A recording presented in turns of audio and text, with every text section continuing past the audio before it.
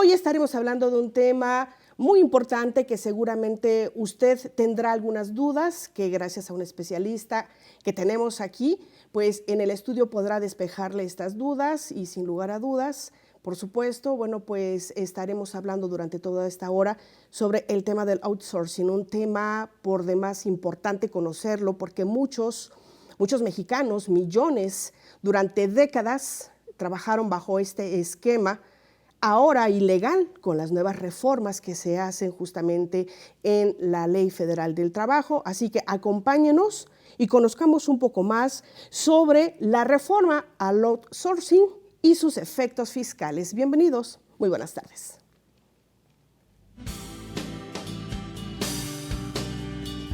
¿Ha escuchado usted la palabra outsourcing? El outsourcing se trata de una modalidad de trabajo donde las empresas tercerizan algunas de sus actividades a través de la subcontratación.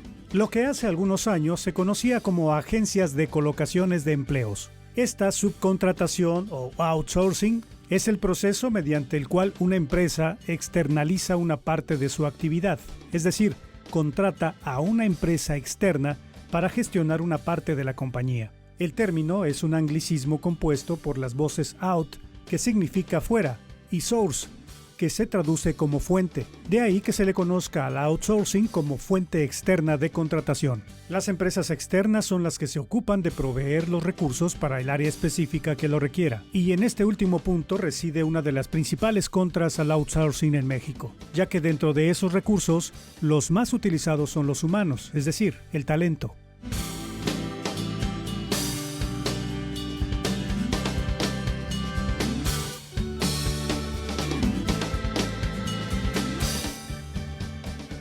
Bueno, pues aquí tenemos una pequeña introducción sobre este tema que estaremos abordando a lo largo de esta hora, por lo cual le invitamos para que nos llame si tiene usted alguna duda. Ponemos a su disposición nuestras líneas telefónicas, por supuesto, la de Radio y Televisión de Veracruz, 842-3500. También puede hacerlo a través de las redes sociales, puede escribirnos alguna pregunta sobre este tema y también ponemos a su disposición la línea telefónica 2288-456793.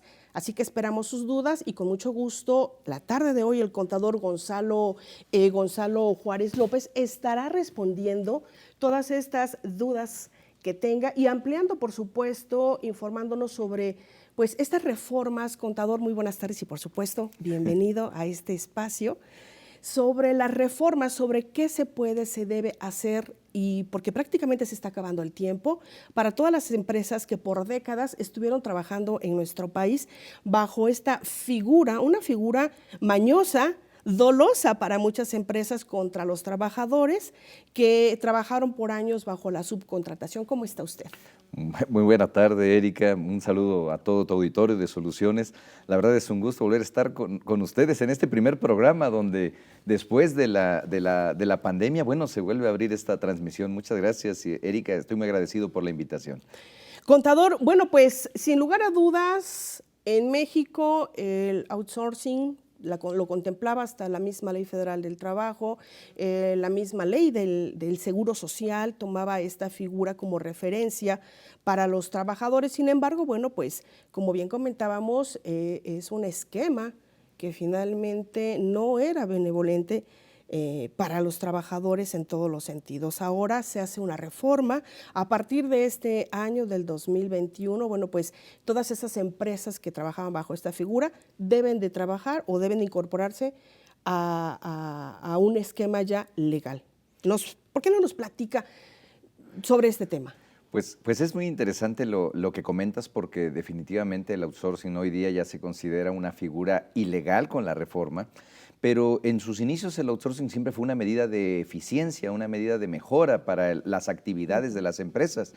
Lamentablemente, la falta de cuidado de parte de las autoridades, la falta a lo mejor hasta de responsabilidad de algunos trabajadores de no saber en dónde se encontraban y saber en qué condiciones trabajaban, pues hizo que poco a poco en la búsqueda de una eficiencia ilegal ya algunas empresas, no todas, porque eso sí tengo que decirlo, no es una generalidad, Claro. lo que estaban haciendo ya era generar esquemas abusivos. De hecho, la reforma, cuando hicieron su presentación allá por noviembre del 2020, que es donde presentaban esta reforma, hablaban de que se pretendía eliminar el outsourcing fraudulento y el que dañaba tanto los derechos de los trabajadores como el cobro de los impuestos. Entonces, realmente es una historia de mucho tiempo donde el outsourcing nunca ha sido algo negativo, al contrario, promovía mucho la eficiencia de las organizaciones, pero creo que el problema fue cuando se empezó a abusar de él. Entonces, hoy esta reforma está proponiendo eliminar esos abusos y por lo tanto ahora lo que da es algunos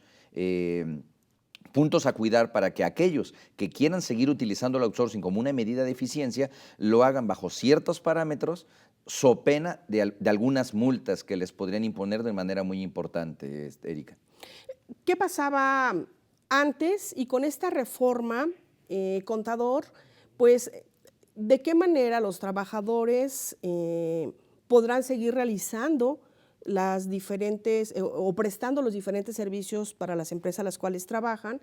Y que finalmente también estará obligando a estas empresas que antes eran subcontratadas por una empresa más, pues para deducir el IVA. ¿Cómo tienen que dejar de caer ahora en lo que antes era legal y que ahora ya es ilegal? Vamos a plantear, si te parece, Erika, el nuevo concepto. El nuevo concepto es que ahora es ilegal, como bien lo mencionabas hace un rato, ya la subcontratación de personal. Entonces, ya bajo ningún concepto subcontratar personal está permitido. Yo realizo una actividad, lo denomina la ley de diferentes maneras, pero vamos a hablarlo de mi actividad preponderante o lo que es mi objeto social. Yo me dedico a una actividad en específica, no sé, voy a poner como ejemplo que te gusta la fabricación de zapatos. Okay. Yo me dedico a esta actividad preponderante, esta es la que está en mi objeto social, es lo que está en mis escrituras, es lo que yo le he declarado al SAT que me dedico. Entonces, el outsourcing que se elimina es el siguiente. No puedo yo contratar a personal con ninguna otra empresa para hacer zapatos, porque yo me dedico a hacer zapatos. Entonces, ese es el outsourcing que queda completamente eliminado.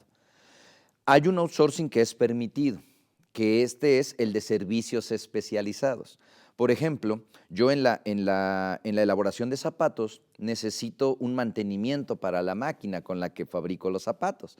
Entonces, ese servicio especializado sí lo puedo subcontratar. Yo necesito que le vengan a hacer una limpieza especializada tanto a mi máquina como a mi infraestructura, a mis edificios, y por lo tanto entonces yo puedo subcontratar ese servicio especializado. Entonces lo que ya no se permite es traer a personas a trabajar a mi empresa para hacer lo que mi empresa hace. Ese es el que queda completamente ya satanizado, permíteme la expresión. Y el otro outsourcing sí se permite, pero ya hay una serie de lineamientos. Yo podría decir que burocratizan demasiado esta figura de la terciarización del outsourcing, pero que creo que en un afán de lucha de salvaguardar los derechos de los trabajadores, así como el pago de los impuestos, creo que en este momento era necesario un cambio de esta manera.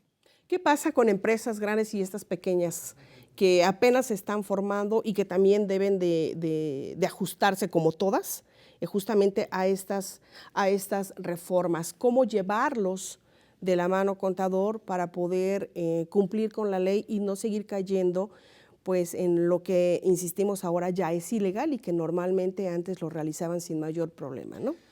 Yo creo que lo primero, Erika, es que tenemos que hacer un análisis de conciencia, tenemos que hacer un análisis personal. ¿Qué es lo que está pasando con las contrataciones que yo estoy haciendo?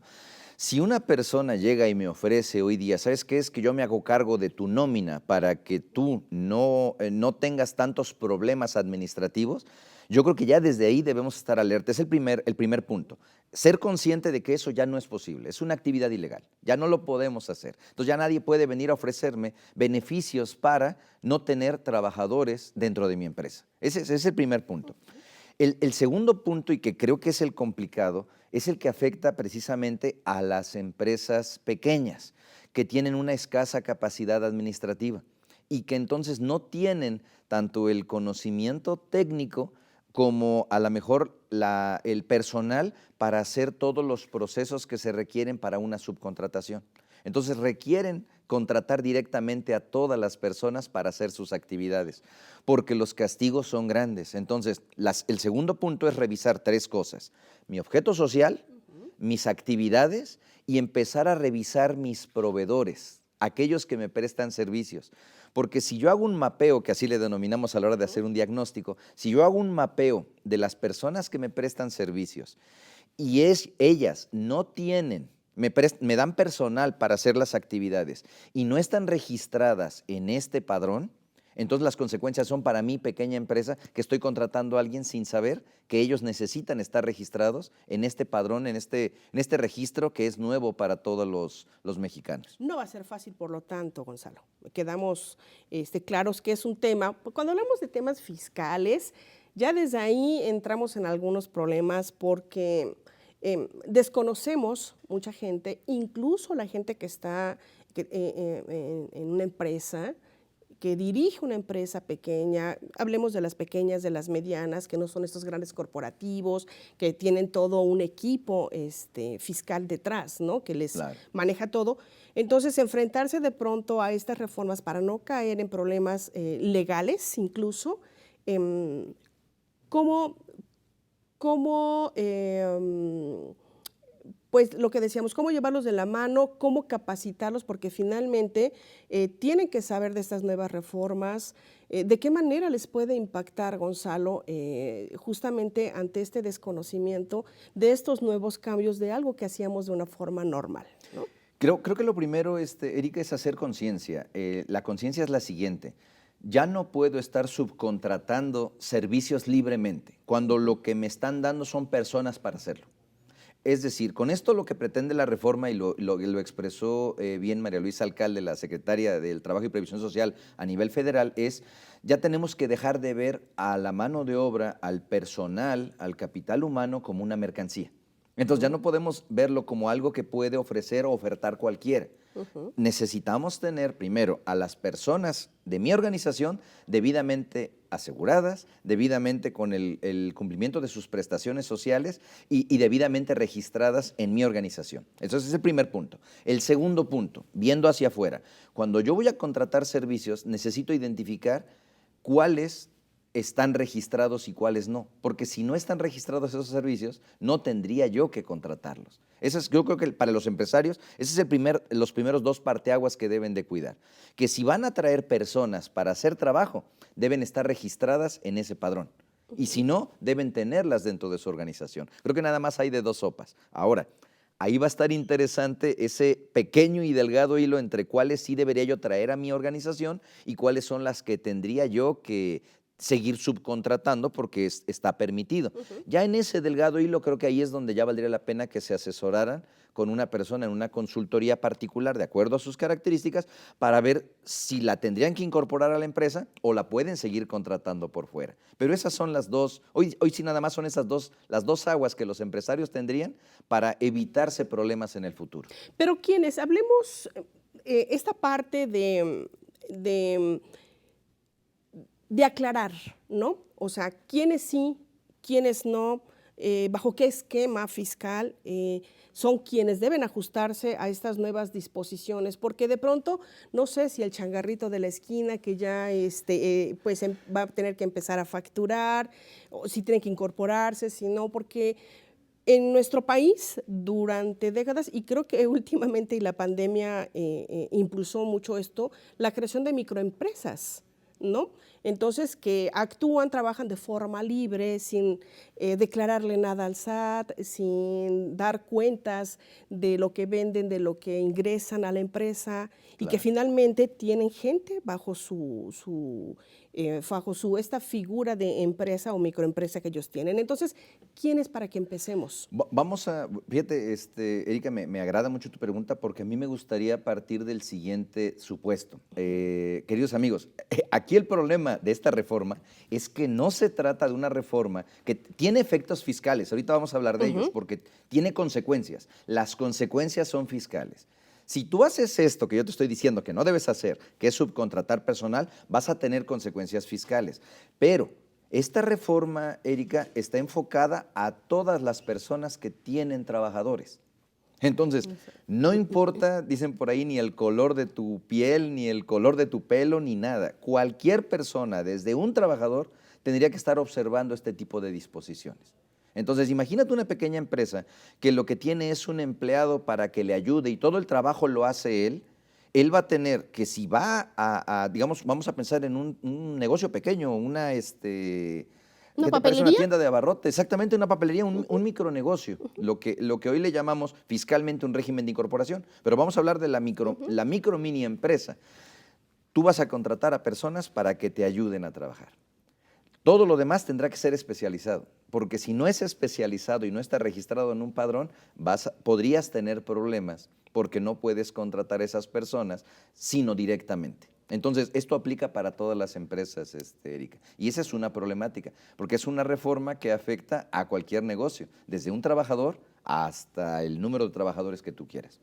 ¿Qué pasa con estas microempresas? Y me enfoco mucho a ellas, Gonzalo, justamente por esta naturaleza que tiene nuestro país, de que de pronto creamos una empresa familiar pequeña, no sé, de repostería, y contratamos personal, una hamburguesería, y contratamos personal, pero finalmente no toda la gente bajo estos espacios que la ley nos permite de prueba, finalmente desconocemos justamente cómo apegarnos a estas nuevas disposiciones fiscales, estas nuevas disposiciones laborales, ¿no?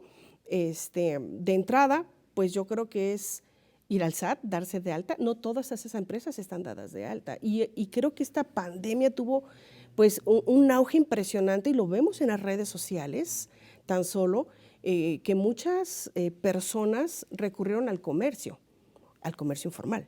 Y que finalmente, pues ahora lo que está tratando de hacer el gobierno es poder incorporar, legalizar a todas estas microempresas y, por supuesto, bueno, pues jalar, por supuesto, a las medianas, a las grandes y a estos grandes consorcios que tenemos en el país, ¿no? Claro. Pero algo muy importante que sí me gustaría, Gonzalo, que le comentaras a nuestro auditorio es cómo le pueden hacer ellos, hacia dónde deben de correr, hacia quién deben recargarse, cómo deben informarse, porque si bien recuerdo, falta un mes prácticamente para que todas estas empresas estén ya incorporadas formalmente. Vamos a hacer, si te parece, Erika, un pequeño ejemplo dividiendo en 3 grupos grandes a las personas afectadas por esta reforma. Voy a empezar por los más pequeños. Los más pequeños, creo que el desafío para ellos no viene con la entrada en vigor de la reforma del outsourcing. Okay. ¿Por qué? Okay. Porque lo único que deben evitar es contratar a otra persona para contratar a su gente. O sea, lo único que ellos tienen que hacer es contratar directamente a la gente y darle sus prestaciones. Bien. Y esto lo pueden hacer con el apoyo de un contador que usualmente es el asesor que acompaña a las empresas desde su nacimiento y los va orientando en la incorporación a la formalidad. Permítame ponerlo así. Sí. Entonces, creo que los pequeños deben preocuparse más solamente del impacto de esta reforma en que las contrataciones de su equipo las hagan directa. Que no busquen eso de que es que me voy a ahorrar unos pesos y voy a subcontratar con otra persona y me va a facturar el servicio y yo con eso voy a poder deducir. No, vean por la formalidad. Ese es cómo afecta a los pequeños.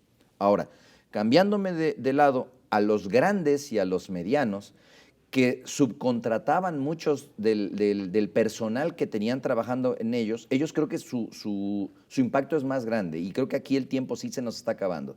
Porque lo que primero tienen que hacer es, fíjate, lo que propone la reforma es que si tenían personal contratado con otra empresa, tienen que absorberlo. Ese es el primer punto. Nada fácil. No, pues es que imagínate el cambio que esto implica. Puede ser a través de una sustitución patronal, puede ser a través de la contratación directa de este equipo con la empresa, pero lo que tienen que hacer es absorberlo. Ya no puedes tener la nómina en otro lugar. La nómina tiene que estar contigo. Entonces, ese es el primer desafío para estas medianas y grandes empresas, sobre todo aquellas que lo estaban haciendo tal vez por eficiencia de impuestos o por eficiencia operativa, no lo sé, pero a final de cuentas hoy ya lo tienes que jalar. Claro. Y esto nos lleva a otra reforma importante, Erika, que es la que tiene que ver con el pago de la PTU. Hay un cambio muy grande de esta reforma a la Ley Federal del Trabajo del cómo ahora se determina la PTU que tú le entregas a los trabajadores y que ya teniéndolos dentro de tu estructura pues ahora necesitarás pagar esta prestación a los trabajadores. Creo que ese es el objetivo más grande y la tarea más grande de estas empresas, porque en caso de que no vayan, fíjate, imagínate los medianos y grandes corporativos que a lo mejor en actividades turísticas, en actividades de manufactura, empresas, fábricas, comercios grandes, tienen que traer a todas esas personas, tendrán que elegir, ¿sabes qué? Tenía yo subcontratadas 1,000. Bueno, de las 1,000, 800 tengo que incorporarlas, 200 no. Pero entonces 200 necesito ver que están registradas en la Secretaría de Trabajo y Previsión Social para que pueda yo seguir contratando ese outsourcing. El outsourcing no desaparece, pero sí se regula y se limita muchísimo. Y según números de la misma Secretaría de Trabajo y Previsión Social, estábamos hablando de 4,800,000 trabajadores que estaban viendo afectados sus derechos, algunos derechos, no todos, a través del uso del outsourcing. Ya de ahí habrá otros muchos más que no están ni siquiera identificados, que ellos sí recibían un castigo muy, muy grande porque las empresas que los contrataban no tenían ninguna prestación. Exacto. Entonces, creo que son dos tipos. Las empresas, ahora sí, estaba yo hablando de las medianas, están las grandes. Las grandes estaban dándole prestaciones a los trabajadores, sí les estaban dando prestaciones, pero lo que hoy la ley les dice, ¿sabes qué? Los tienes que absorber. Ok, sé que no te estabas portando tan mal, pero lamentablemente la regla es para todos. Pero viene una reconfiguración muy importante en el país en este sentido, porque estas grandes empresas emplean no a miles, a millones de mexicanos. Entonces, aquí también hay un riesgo, Gonzalo. ¿Qué va a pasar con todas las empresas que ya no quieran absorber a todo este personal? Es una cuestión de números, Erika. Yo en ese sentido, yo podría decirte que es una corrida financiera que desde que se está aprobando la reforma y ha llevado su camino en el Congreso, las grandes empresas ya hicieron números de este impacto. O sea, voy a dividirlo otra vez entre los micro y claro, minis, los medianos y las grandes. Las grandes ya valoraron, las grandes ya sacaron cuentas de cuánto les va a costar y de hecho la negociación más grande por lo cual la reforma tardó un poquito en aprobarse es porque el impacto que tenían las grandes empresas era en materia de PTU. O sea, era un costo para las empresas que dijeron, a ver, espérate, es que necesitamos regularlo. Por eso le metieron un pequeño candado ahí a la PTU. Un pequeño, entre comillas, porque sí es un cambio muy fuerte a la forma en que se calcula la PTU. Pero a final de cuentas ellos ya calcularon, dijeron, las utilidades me siguen dando para que la empresa y yo absorba a los trabajadores y esto siga. Porque ellos no estaban, no todos, claro, sí cumpliendo con las obligaciones de los trabajadores. Creo que el ataque principal viene a las medianas a las medianas y pequeñas empresas, porque las grandes, algunas se portaban mal, pero las medianas y pequeñas empresas es donde había más esa informalidad, donde realmente eran muchas las prestaciones que no se pagaban a los trabajadores y muchos los impuestos que también se dejaban de pagar. Que se evadían, claro. Así es, y de hecho ya lo configuraron como una defraudación, ya no solo como una evasión, y voy a hacer una puntualización en ese sentido. Porque cuando hablan de que es defraudación fiscal, y es una de las consecuencias de esta reforma, es que esto ya es penado con cárcel. En cambio, la evasión fiscal solamente eras penado de manera pecuniaria, es decir, con multas. ¿Ya? Pagas tu multa, tu actualización, tus recargos y no hay problema. Pero esta reforma, y esas son parte de las consecuencias fiscales, es que se tipifica ya como un fraude, y si es fraude, puede llegar a alcanzar prisión. Es un camino largo. Las fechas solo marcan pues la disciplina que deben de tener las empresas para incorporarse. Pero sobre la marcha y particularmente en estas dos ramas que comentas, el comercio, el mediano y las microempresas, pues seguramente queda mucho camino todavía por delante porque, insisto, cuando hablamos de temas fiscales, no somos los mejores para poder cumplir, ¿no? Creo que por años México ha adolecido, México y muchos países del mundo, ha adolecido justamente de este cumplimiento por parte de quien emprende un negocio, ¿no? Entonces ahora con estas nuevas reformas que vamos viendo, que van surgiendo, como este caso del outsourcing, pues yo creo que todavía va a llevar un poco de tiempo, Gonzalo, corrígeme si no es así, y qué impacto puede tener en estas micro y medianas empresas cuando, como comentas, las grandes ya hicieron cuentas, ya sacaron números, pero ellos sobre la marcha quizá vayan descubriendo qué tan factible o no es estar en esta posición, ¿no? Es que es una cascada, Erika. Fíjate que los cambios, por supuesto, se cocinan en el Congreso, se cocinan desde el Ejecutivo Federal. Entonces, los cambios ya están planteados, pero son las grandes empresas las que inician esta cadena, estos cambios en la configuración de la operación del comercio en México, porque ellos empiezan a hacer sus ajustes, sus cambios, dicen, yo no quiero tener problemas. Entonces, Claro. evalúo, checo, verifico, pongo mis directrices y entonces empiezo a imponerles obligaciones y requisitos a mis proveedores. Entonces ya empiezan con los medianos. Y entonces los medianos empiezan a regularizar y de repente empiezan a afectar o a transmitir esos requisitos, esas formalidades a los pequeños y de ahí a los micro. Entonces va a ser una cadenita donde los primeros que están haciendo el cambio son las grandes empresas porque ellas prefieren evitar cualquier tipo de contingencia. Ahora, Claro. si nos vamos al tiempo, el límite máximo para que tú puedas, el límite máximo de las empresas que quieran seguir prestando servicios especializados es 1 de agosto. Entonces, estamos hablando de que eran 90 días. Bien, Ya bien. tienen que estarse registrando. Y ayer precisamente la Secretaría de Trabajo y Previsión Social hizo un comunicado en un evento organizado por Prodecon, la Procuraduría de la Defensa del Contribuyente, donde hablaba de que había 9,000 empresas en proceso de registro, de las cuales solo 600 habían registrado. Entonces ya estamos prácticamente a la mitad del camino y solamente hay 600 empresas con las cuales puedes subcontratar. Es decir, imagínate, algo muy común que es en la subcontratación, que es un servicio especializado, es limpieza, seguridad y transporte de valores. Entonces, imagínate que hoy una gasolinera ya no pudiera contratar el transporte de valores para llevar dinero a otro lado porque no está registrada. O que, por ejemplo, una Claro. dependencia de gobierno no pudiera contratar el servicio de limpieza con una empresa porque esa empresa de un trabajo especializado, porque es especializado porque saben barrer y trapear muy bien. Entonces, es especializado porque no es lo que yo hago.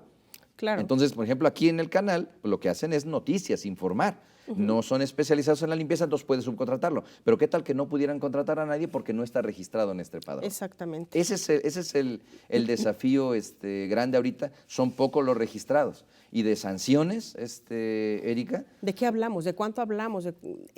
es que son varias, fíjate, y son sanciones a cada empresa. Sobre todo si es una micro o pequeña empresa, son sanciones a cada empresa. Si la Secretaría del Trabajo descubre que no estás cumpliendo con estos requisitos y que estás contratando trabajadores, las multas empiezan en 150,000 pesos. Adiós, empresa. Pues si es una empresa que tiene por ahí algún dolor de finanzas o esto, se acaba. Es un riesgo muy grande. Así es. Entonces sí es complejo y ya vienen aparte las fiscales.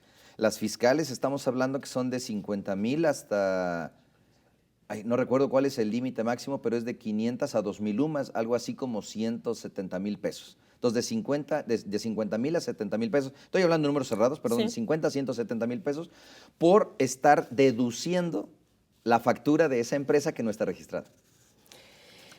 Sin duda hay muchas dudas sobre el tema, Gonzalo, por eso le reiteramos a la gente que nos sigue a través de las redes sociales en este programa de soluciones, para que nos llame, ya tenemos aquí algunas que te vamos a comentar para que puedas responderle al auditorio, porque es un tema complejo, es un tema que no solo afecta y beneficia a su vez a las empresas, sino por supuesto a los propios trabajadores. Y en este sentido, Gonzalo, nos comenta el señor Carlos Morales de Veracruz, del puerto de Veracruz, que si hay forma de conservar la antigüedad en el trabajo al pasar en este esquema. Claro, de hecho es una pregunta muy interesante, don Carlos, porque precisamente la transición, tal vez no sea perfecta la legislación, esta reforma no puede no ser perfecta, pero lo que se pretende es que precisamente se salvaguarden los derechos de los trabajadores. Entonces, al cambiar de esta empresa que estaba prestando los servicios del personal a la empresa que la va a absorber, se da una figura que es la sustitución patronal.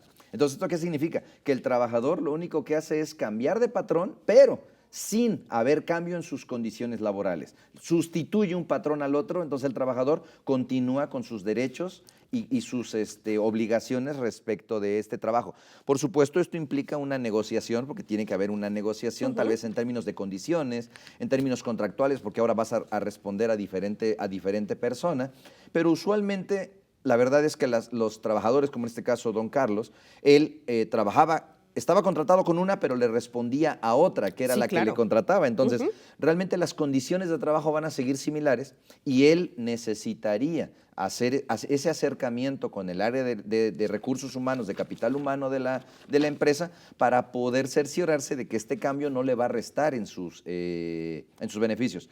Y es que son varios aspectos. El primero es ante el Seguro Social. Ante el Seguro Social, él deberá verificar que se dio una sustitución.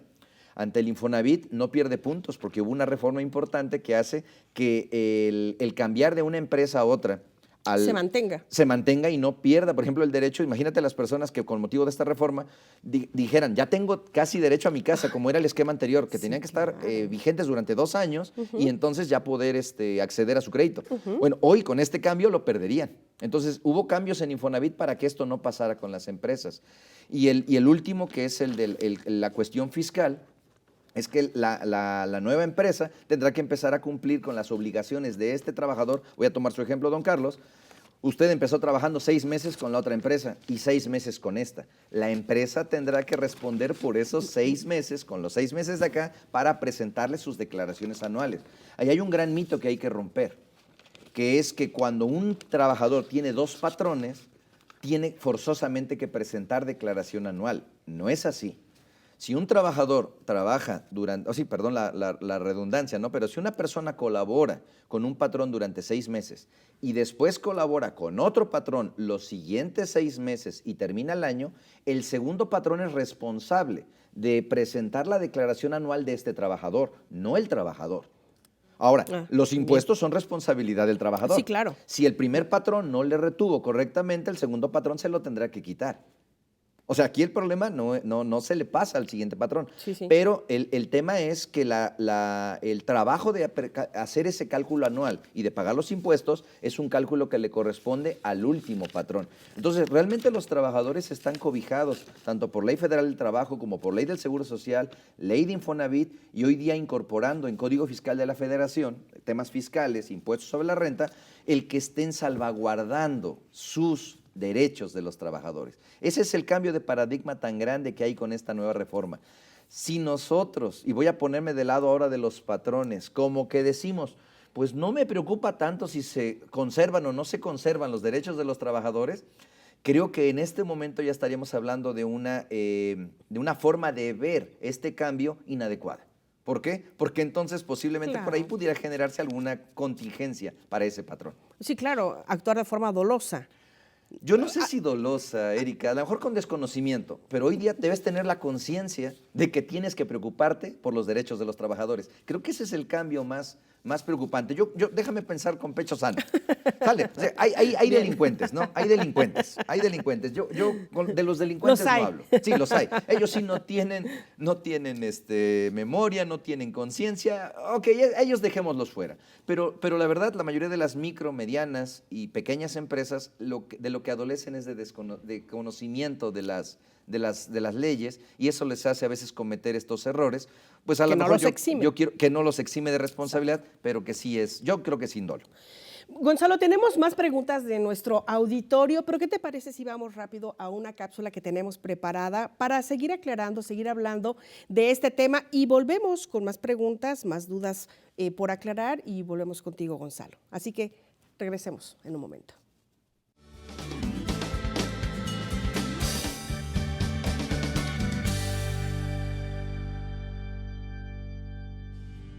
A partir del 23 de abril de este año, en México está prohibido el outsourcing o subcontratación laboral, con lo que se busca evitar abusos y violación de los derechos de los trabajadores, así como la evasión en el reparto de utilidades e impuestos por parte de empresarios. Con las reformas aprobadas en el Congreso de la Unión, queda prohibida la subcontratación de personal, por lo que ahora las agencias empleadoras o intermediarios podrán participar en el proceso de reclutamiento, selección y capacitación de empleados, pero no serán considerados patrones. Ese papel corresponderá únicamente a la empresa para la que la persona trabaja. Además, se permitirá la subcontratación de servicios especializados que no formen parte de la actividad preponderante, pero deberá formalizarse con un contrato por escrito, señalando el número de trabajadores que participarán, y la empresa tendrá que estar previamente registrada ante el padrón de la Secretaría del Trabajo y Previsión Social.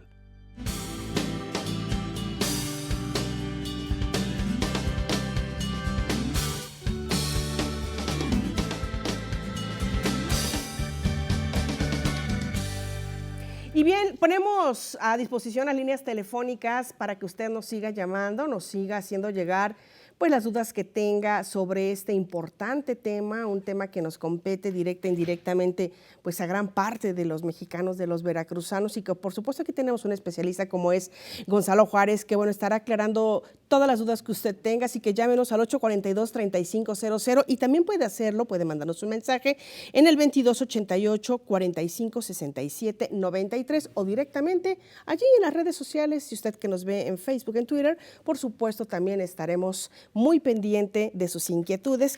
Tenemos, Gonzalo, por aquí una duda más de la señora Luz María López, que nos llama de aquí de Jalapa, de la Colonia Centro, y ella te pregunta que ¿en dónde pueden denunciar los trabajadores en caso de que aún sigan trabajando bajo esta figura del outsourcing? Si hay alguna página, algún teléfono, ¿hacia dónde pueden dirigirse? Tienen que dirigirse, hay la Procuraduría de la Defensa del Trabajo, ahí pueden ellos acercarse y bueno, a lo mejor voy a hacer un símil, espero no cometer alguna indiscreción, pero es algo así como acercarse a la Procuraduría del Consumidor, donde cuando hay algún problema con algún negocio, pues tú te acercas, presentas tu denuncia y ellos te asesoran y llevan tu caso para hacer la reclamación. Entonces, la Procuraduría para la Defensa del Trabajo es una institución donde tú puedes hacerlo. Pueden acercarse también, porque no en todos lados hay Procuraduría, por ejemplo, a las delegaciones de la Secretaría del Trabajo, que hay en diversos estados, y si no, a las dependencias de la Secretaría a nivel local, que pudiera ser de gobierno del estado de Veracruz. Todas las que tengan que ver con el trabajo pueden orientar a cualquier persona para que presente una denuncia de la manera adecuada. ¿Cómo darse cuenta? Es muy sencillo darse cuenta porque hoy día la electrónica ha llevado a una transparencia enorme, una transparencia tal que ya los documentos, al convertirse en electrónicos, todos pueden tener acceso a ellos. Bien. Entonces, hoy día la nómina, que es un cambio, permíteme hacer un pequeño paréntesis, vamos a platicarlo, por ejemplo, con los amigos colombianos, porque ellos apenas están implementando lo que es la nómina electrónica, les vamos a platicar de lo que ha sido toda esta historia. Regresándome a México, nosotros ya llevamos 4 años con este proceso, un aprendizaje muy grande, y entre ellos se genera una nueva responsabilidad, y esto te lo voy a compartir a lo mejor como un caso de la vida real, ¿no? Donde ahora el trabajador que antes estaba despreocupado porque solamente le ocupaba recibir el dinero en su tarjeta bancaria, hoy día tiene los elementos para que hasta sin necesidad de pedírselos al patrón, saber cómo está. Y esto solamente revisando su situación fiscal, revisando los FDIs, los timbres de nómina que tenga en su vamos a llamarlo así, en su espacio reservado en su nube dentro de las disposiciones fiscales, donde él tiene acceso a estos documentos. Entonces, pueden verificarlo a través de los pagos de nómina, que hoy ya los deberían de estar teniendo de manera automática.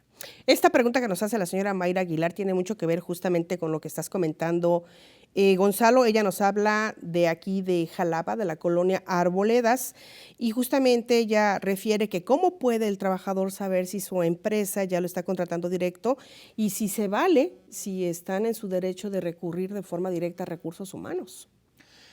Otra vez, yo creo que ahí toda relación, en este caso la relación laboral, yo siempre lo comparo con una relación de pareja o relación de matrimonio, porque se trata de un acuerdo, de voluntad. ¡Qué difícil! Es difícil, exactamente, ese es mi punto. Entonces, imaginemos en la relación de pareja que nosotros queremos saber algo de la pareja, del bien común. Pues lo primero es ir a preguntar, o sea, y yo debo tener la certeza de que tengo el acceso a preguntar cualquier duda en el momento que yo quiera. Entonces, yo creo que a la empresa se puede acercar. Ahora, sí tengo que decirlo, va a haber acuerdos entre el patrón y el trabajador. No todos los trabajadores, por eso hablaba yo, ¿te acuerdas hace rato de un ejemplo de 800 y 200 trabajadores? No todos los trabajadores van a poder ser incorporados directamente a la empresa, pero tendrá que haber la justificación para ello. Y creo que la primera justificación en la búsqueda de un mejor ambiente laboral, pues tiene que ser primero entre patrón y trabajador. Entonces, mi recomendación para el patrón es no esperes a que venga la reclamación del trabajador.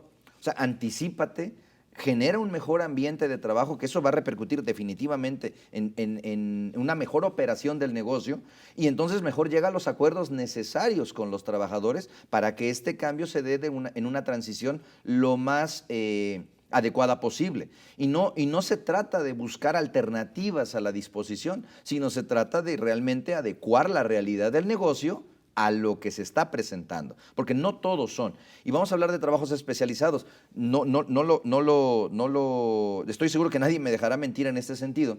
Yo conozco el caso de varias personas que, por ejemplo, trabajan en áreas de limpieza y quieren que los entes públicos, por ejemplo, vamos a hablar aquí de radio, Claro, de radio y televisión, parte de que la plantilla. quisieran formar parte de la plantilla de acá, y discúlpame, o sea, no se puede. O sea, sí estás trabajando aquí, pero no puedes formar parte de la plantilla porque lo que estás prestando es un servicio especializado que está perfectamente regulado hoy en las nuevas disposiciones. Entonces va a haber trabajadores que no tengan derecho a ello. Y si no quieren seguir colaborando, bueno, pues creo que la negociación es la primera etapa, y ya la segunda pues sería un finiquito, una conclusión de la relación laboral, pensando que esta persona dijera, pues no estoy de acuerdo con las condiciones, con todo y reforma, no son lo que yo quería.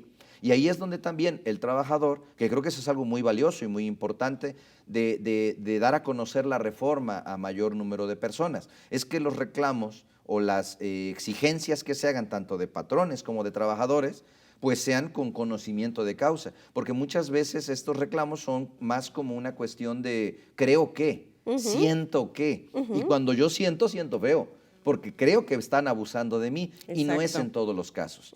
Entonces, yo creo que hay que acercarse todo el derecho aquí, la señora de las Arboledas, no recuerdo el nombre, perdón, Mayra, creo que decías. Mayra Aguilar. La señora Mayra sí tiene todo el derecho de acercarse a su área de capital humano, y la recomendación para en este caso, la trabajadora, es hágalo. Y la recomendación para los patrones es, ¿sabes qué? Tienes que prepararte, tienes que ver los alcances de la reforma, tienes que ver hasta dónde te afecta realmente con todos los trabajadores, y a lo mejor dar un paso adelante, porque esto te va a permitir poder lograr una negociación de mutua conveniencia para patrón y trabajador. Que otra vez, nada es a fuerza, señores, todo es porque conviene a ambas partes. Y creo que así es como deberían prevalecer las relaciones de trabajo, con conocimiento de ambos. Cuando hablas de estos acuerdos, Gonzalo, entre patrón y trabajador ante esta reforma que se da, esta absorción que hacen o que tendrán que hacer y que ya están haciendo muchas empresas que subcontrataban a otras, ¿en qué riesgo puede poner al trabajador? Porque pues no es que piense mal, es que se da, es que tenemos una cultura bien arraigada que se está trabajando en el país justamente por ir desapareciendo pues estos abusos contra los trabajadores, estos abusos contra la gente, pero no me dejarás mentir que se puede prestar justamente para, a ver, pasas aquí a mi empresa, pero bajo estas condiciones, ¿no? Y de no tener trabajo a tener un trabajo en unas condiciones quizás hasta peores en las que estabas, mucha gente va a tener que aceptar. ¿Estás de acuerdo? Sí, entiendo la posición, Erika, y lamentablemente ahí lo que puedo decir es que, si bien es cierto que va a tener que hacerse esa absorción, porque es una opción, no es una obligación, ahí sí tengo que decirlo, es una opción de hacerlo en el caso de algunas empresas. Yo creo que el trabajador va a tener que ser más consciente de sus derechos y ser consciente de los alcances de la reforma. Porque lo que hoy la reforma está precisamente evitando es que esos trabajadores de los cuales estaban completamente vulnerados sus derechos. En el aire. En el aire estaban como en el limbo, vamos a decirlo Exacto. así, a merced de algunos malandrines, algunos. Entonces ellos sí empiezan a recuperar o estén en una mejor posición respecto de su situación anterior.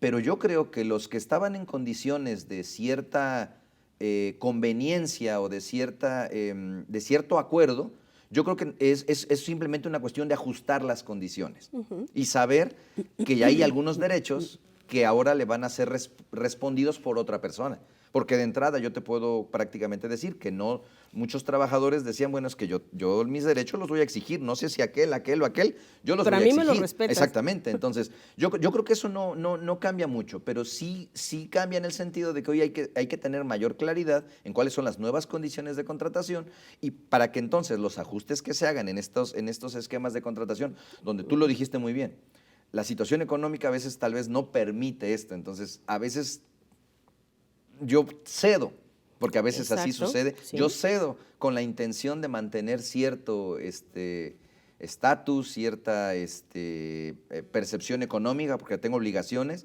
y yo creo que es algo que sirve como una especie de elemento de negociación. Pero creo que si nosotros sabemos la capacidad que como trabajadores tenemos, si nosotros sabemos el valor, la preparación, el conocimiento que tengo, pues yo estoy seguro que si él no me lo va a dar, me lo va a dar en otro lado sin problema. Por supuesto, apelemos a que con esta reforma los beneficiados, obviamente no las empresas solamente, pues sean los trabajadores y que sus derechos, lejos de perderse, de mermarse, pues incrementen, porque muchas personas que eran subcontratadas a través de otras empresas, pues vivían con lo mínimo o con prestaciones menores a las que la empresa más grande les ofrecía o tiene para otros trabajadores. Pensemos, Gonzalo, que justamente con esta reforma se va a encaminar justamente hacia este beneficio. Pensemos en que tenemos que seguir trabajando en esta cultura justamente de mejorar, en esta cultura de crecer y en esta cultura de cumplir, y de cumplir legalmente, fiscalmente, y que haya este beneficio para el trabajador, porque finalmente están encaminados todas estas reformas hacia la gente, ¿no? Fíjate, voy a hacer una reflexión, Erika. Coincido con tu comentario, por supuesto. Se pretende un cambio. Claro. Lamentablemente, la cultura y la forma de ver los negocios y las relaciones actualmente creo que deja algunas cosas que desear, pero creo que dentro de los objetivos de la reforma era precisamente hacer un suelo parejo, para dos.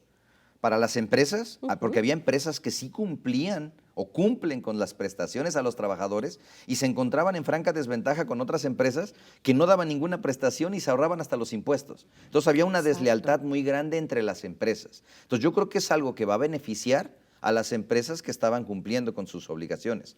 Por otro lado, va a poner también el suelo parejo para los trabajadores, porque había trabajadores que recibían prestaciones y tenían incentivos y varias cosas que les permitían tener un acceso a una vida digna y a un retiro, a un mejor retiro en algún momento. Y había trabajadores que no tenían nada de eso. Claro. Entonces creo que se trata de nivelar un poco las cosas, que te soy sincero, y es ahí donde viene mi reflexión, Erika. Creo que es algo que no tendría que hacerse por ley, es algo que todos deberíamos hacer: igualdad, equidad, justicia. Pero bueno, mientras no lo logremos hacer de manera cultural, pues va a tener que llegar esa imposición, por la vía ley, legal, ese cambio, para que haya la forma de exigirlo.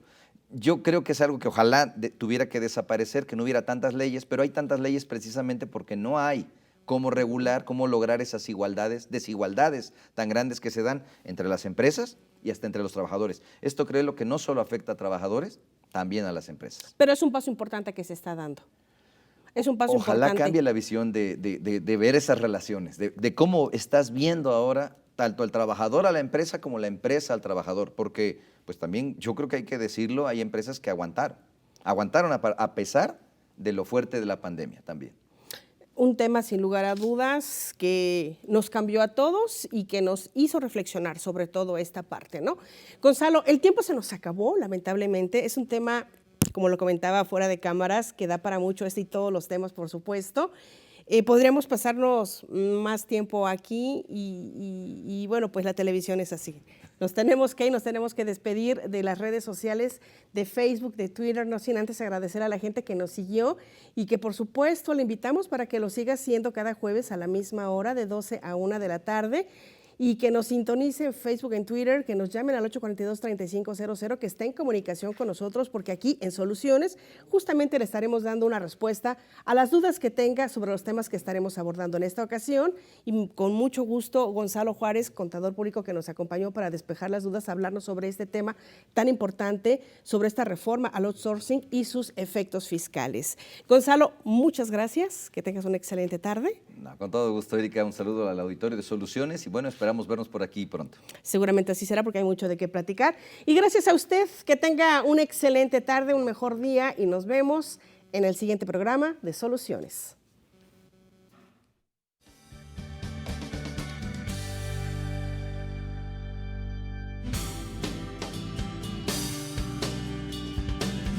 Con cifras del Instituto Nacional de Estadística y Geografía, el INEGI, señala que de 2004 a 2014, el personal contratado con esta modalidad aumentó 155%, al pasar de 1.4 a 3.6 millones.